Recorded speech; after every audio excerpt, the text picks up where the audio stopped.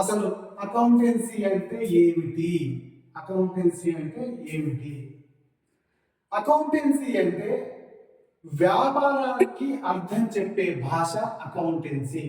వ్యాపారానికి అర్థం చెప్పే భాష అకౌంటెన్సీ. వ్యాపారానికి అర్థం చెప్పే భాష అకౌంటెన్సీ.